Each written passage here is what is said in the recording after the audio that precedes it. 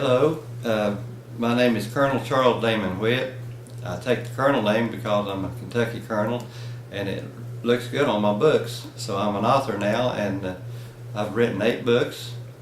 I started out writing historic fiction, and by saying that I mean I keep the names, dates, places, events all accurate, but then I let the folks tell the story.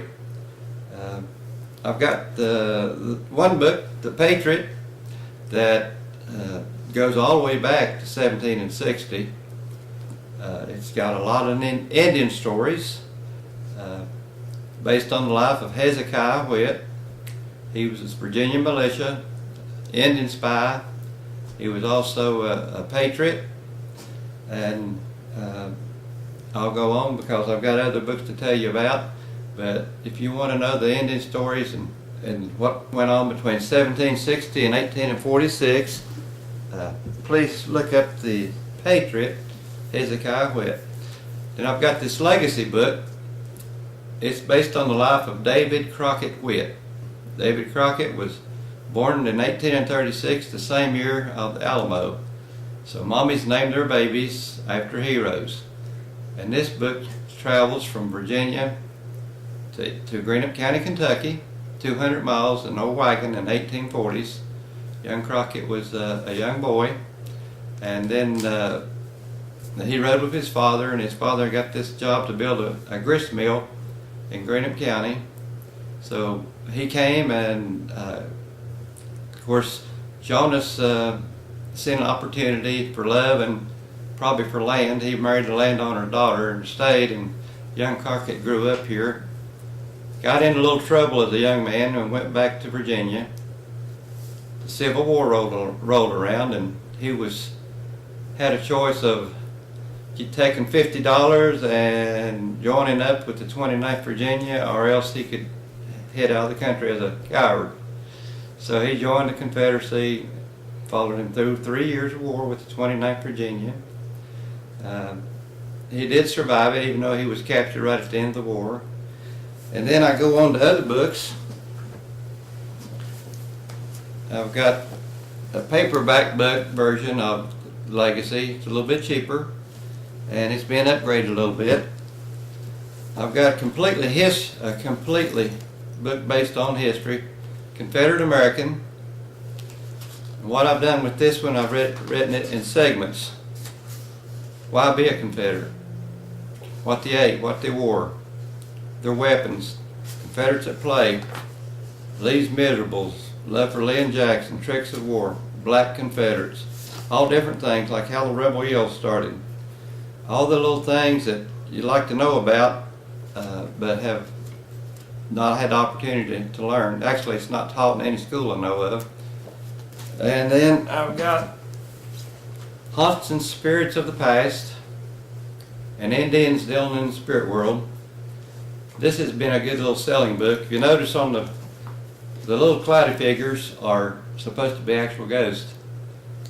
What I did, I took 3 or 4 chapters and I wrote about the Indians dealing in the spirit world, such as Tecumseh's predictions that all came true.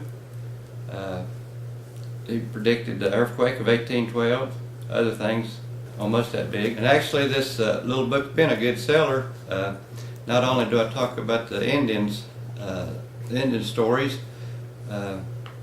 Chief Cornstalk in his dying breath cursed the grounds at Point Pleasant.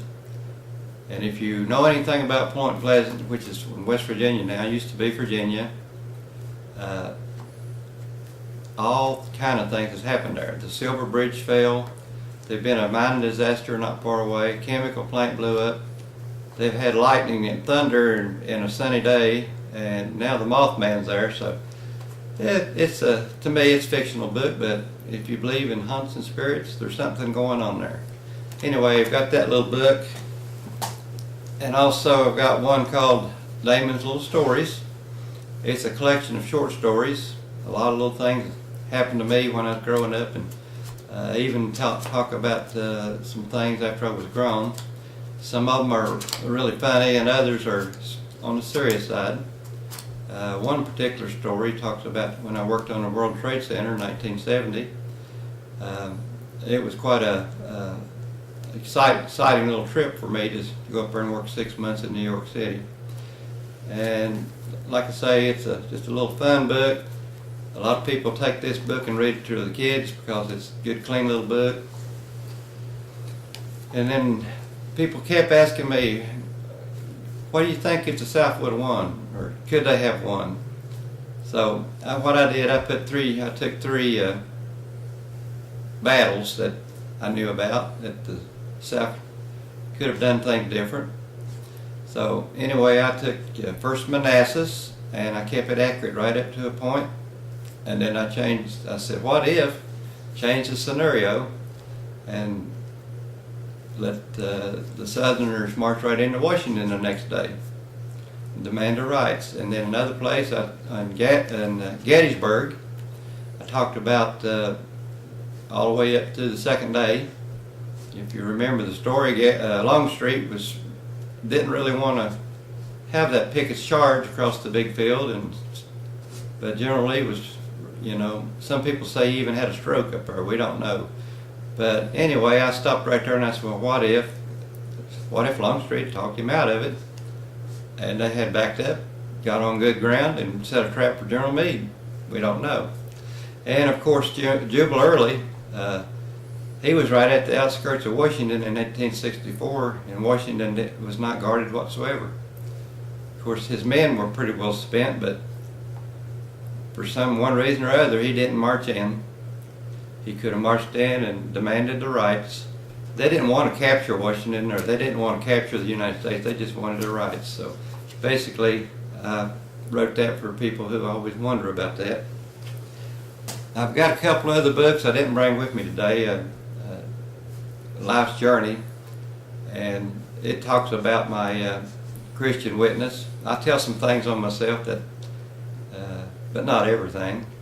And I talk about going through the darkness and into the light, and the benefits of following the Lord Jesus Christ. So that's basically what that book's about. Everybody's not going to pick it up and read it because they're kind of, when you say Jesus Christ, it scares some folks. But one of my fun things now is that I follow reenactors. I go to reenactments, not only Civil War, but now I've started going to the American Revolution era and wearing my buckskins, and that's a lot of fun. And we relive history.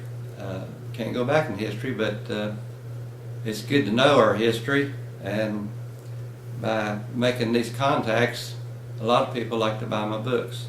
Of course, my books are on Amazon and Barnes and Nobles and other places, Books A Million.